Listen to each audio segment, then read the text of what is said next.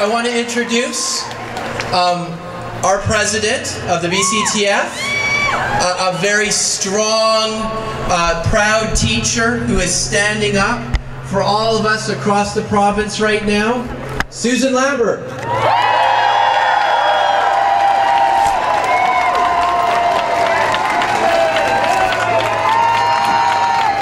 Good afternoon.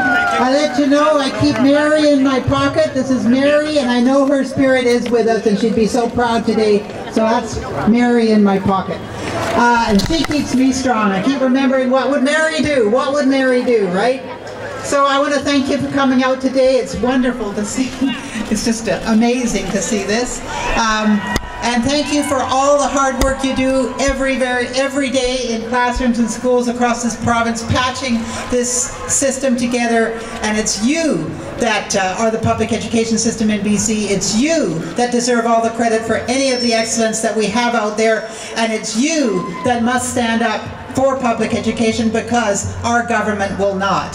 So thank you for that. And thank you for any of you who phoned into Bill Good or to the Almanac today. Keep phoning into those shows. Keep writing letters. It's that court of public opinion that we need to keep making sure that our message is there, and we know that that's where we're winning. It's the court of public opinion that we're winning, and that's why we're doing this today. If anyone ever asks you why we're doing this today, it's because we are the people of British Columbia, and it's the people of British Columbia that tell this government what to do. That's what democracy is all about. I just need to tell you that we are now receiving messages of support from all across the world, from all across Canada. The Canadian Teachers Federation was there yesterday in Victoria, and all the other provincial teachers federations are sending us their support. We also have support from all across the world, from Mexico, from Nicaragua, from Honduras, from Colombia, from Peru, from South Africa, from Namibia. Everywhere, people are paying attention to what this government is doing. And what they're asking is, what kind of a government do you have there in BC? What kind of a government passes legislation like Bill 22? Just look at Bill 22. It robs us of our right to collectively bargain a new collective agreement. They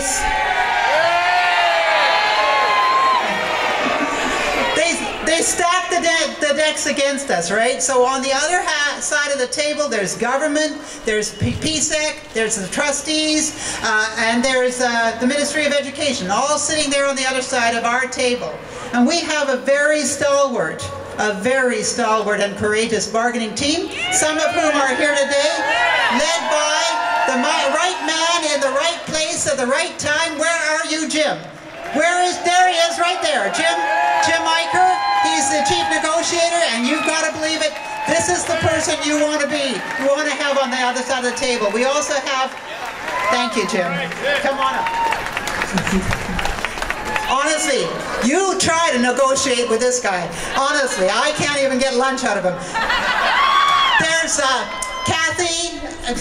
Kathy Couch from Nelson, Gabby Bruneau from Prince Rupert, and I think Bill McFarland from Revelstoke's here, right there.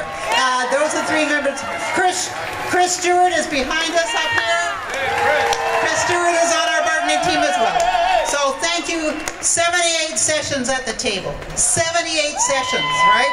Fruitless sessions. A long time. No, more, yeah, patience is one thing. Patience.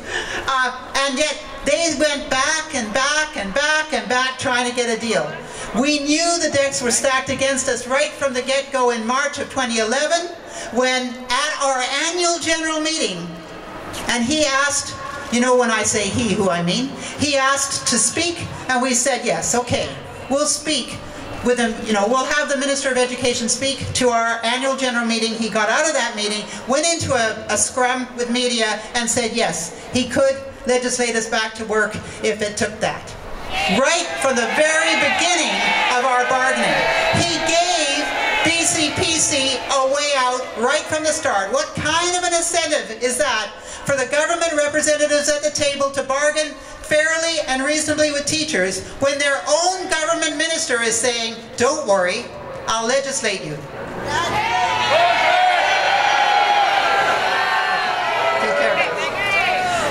We tried to play by the rules of their game. They made us an essential service, right? We and the paramedics and fire and ambulance and police, we're an essential service. So we played by the rules of the game, and we had our phase one.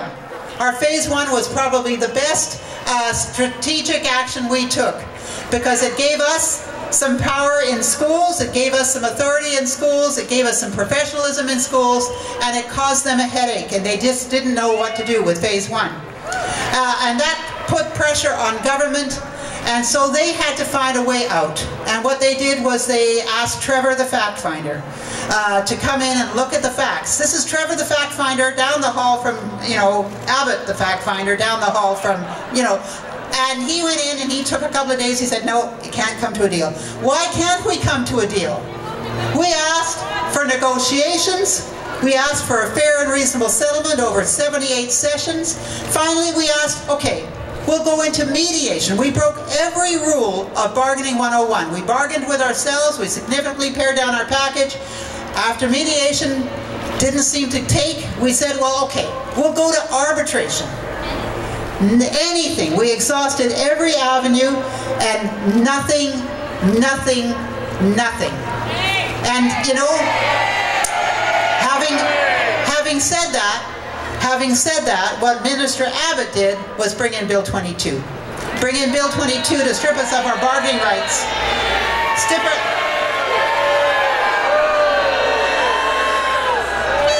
And you know what? If we have the temerity to stand up to Bill 22, we get a 20 million plus fine a day. Now I want you to look at that. 20 million plus fine a day, should we stand up to Bill 22. Compare that to Kinder Morgan, whose ruptured pipeline devastated a North Burnaby community several years ago and spewed oil into the Burrard Inlet. Remember that? You know what their fine was? $150,000. Compare that to the mushroom farm. Killed 3 workers, left 2 in devastating comas. What was their fine? $350,000. Compare that to British Petroleum.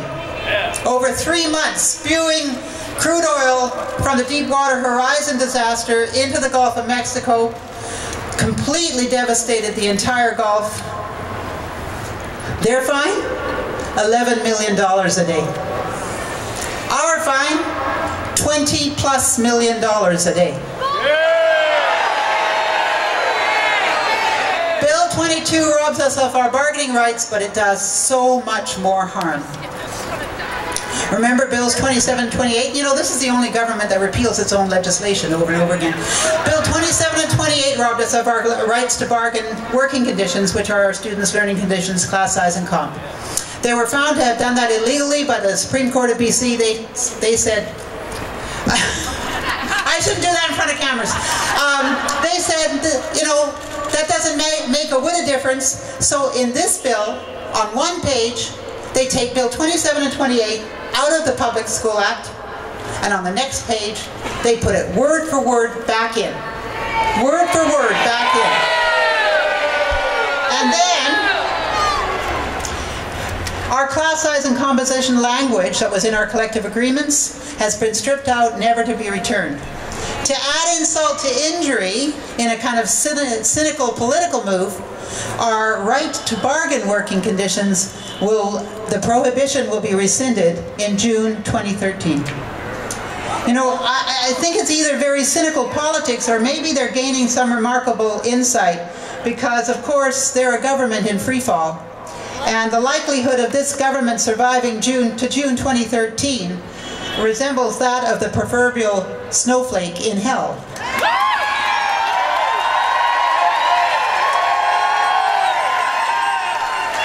So that's the 27-28 thing. This bill also shreds another piece of this government's legislation, Bill 33.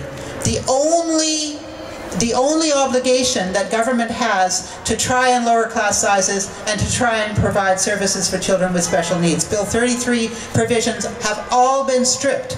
by this legislation, or will all be stripped by this legislation, and that will absolve the government of any obligation to fund to student needs, to fund to especially our most vulnerable students, our students with special needs, to provide programs for them, to keep schools open, or to lower class sizes. And that is the real shame of this. And in addition to that, it has this COF, or LIF, right? The COF, or Learning Improvement Fund. I don't even like to use that language because it's so hypocritical. So he says that he's putting 30 million back into the system to address the needs of children with special needs. 30 million. At the same time, he knows very well that he's frozen public education budgets, frozen them at the same level next year as this year. If you just calculate for inflationary costs, it will require 137 million just to keep pace with inflation. Just to keep the same level of services this year as next year requires 137 million. You put in 30 million, that's 100 million shortfall, and that 100 million will come out of your classrooms and out of programs for students with special needs and out of resources and out of school facilities. It will come out of public education, and this is a very hypocritical government that doesn't say what it's actually doing. The rhetoric doesn't match the words or the actions. You know, I don't know whether you saw this in yesterday's Province, or no, yesterday's Sun, I should say. It's a column by Joel Backen. If you didn't see it, please read it. It's a great column. He's a University of Law, Faculty of Law in UBC.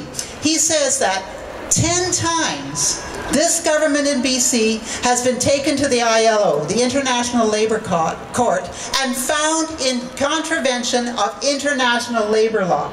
10 times. Of those 10 times, 5 have been assaults against teacher bargaining rights. And they've been found in contravention of international law. And this is what he says at the end of the column. He says, Bill 22 has all the hallmarks of those previous 5 bits of legislation. And then he says, governments are obliged to govern according to law. That is what distinguishes democracies from tyrannies. As a fundamental democratic principle, the rule of law is seriously jeopardized when governments play fast and loose with constitutional and international laws, as this government is now doing with Bill 22. If Bill 22 becomes law, the government will demand that teachers respect its provisions, including those making strikes illegal. It will condemn those who defy the act as lawbreakers and punish them with severe fines.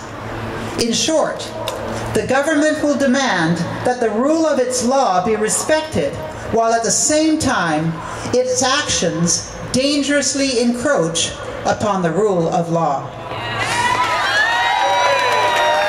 Such is their arrogance. Such is their disrespect. In fact, such is their contempt. But the people of BC demand far better. The people of BC demand from their government that it respects the work that teachers do. It demands that the BC government respects and values public education. They expect fair play. They want this dispute to be resolved respectfully, with dignity, at the table, with a fair negotiated deal with teachers. Over 80%, close to 90%, want an arbitrated or a mediated deal, not the mock mediation that's included in 22. But unfortunately, we're not dealing with reasonable people. Or at least reason does not seem to trump ideology in the cabinet of the provincial government. We're dealing with a group of people who will push this legislation through, despite the very, very hard work, I must say, of our opposition MLAs in Victoria.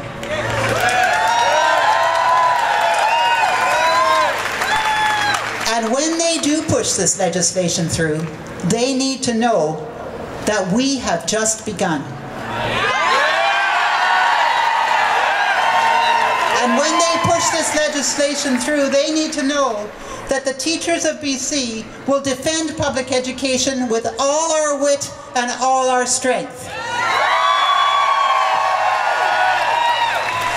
to know that we're the teachers. They need to know that we know that our first obligation is not to unlawful legislation, but to our kids. And that we know the needs of our students. And that we know that our duty is to represent those students to the best of our ability. They need to know that we will not rest, and we will not waver, and we will not be complicit, and we will not be compliant. They need to know that we will resist. Thank you.